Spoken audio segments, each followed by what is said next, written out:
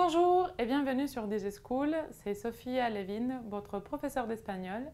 Et aujourd'hui, nous allons étudier une spécificité d'une variante de l'espagnol, le voceo. Nous allons nous concentrer sur des cas spécifiques de son emploi. Allons-y.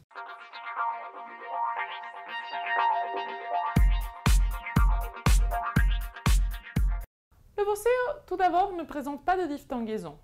De la même manière que pour la deuxième personne du singulier, plutôt neutre, on peut trouver tú quieres.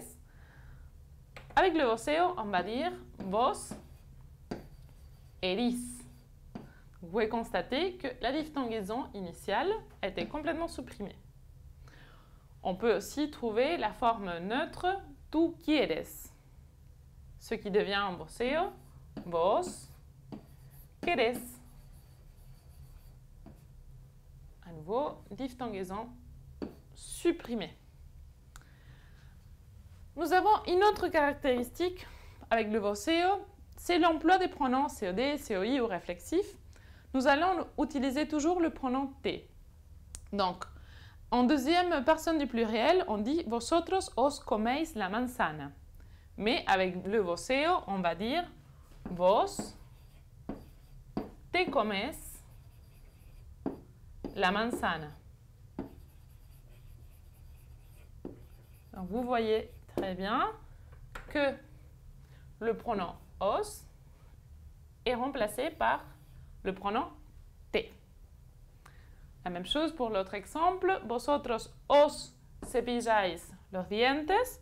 On va dire avec le voceo, vos te cepillas los dientes.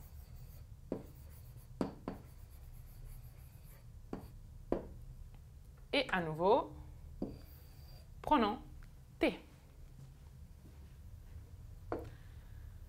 Nous avons aussi une autre caractéristique par rapport aux prépositions. Donc, après des phrases comme esto es para ti, en deuxième personne du singulier, pour le voceo, nous allons dire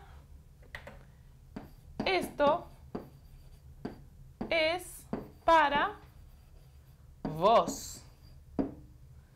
Donc nous employons le vos après les prépositions, par exemple la préposition para.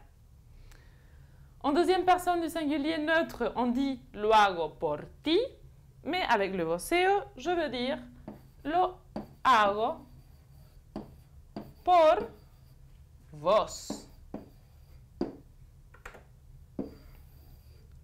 Donc nous retrouvons une autre préposition ici, mais en tout cas, suite à toutes les prépositions, je vais utiliser vos au lieu de ti, comme pour la personne neutre.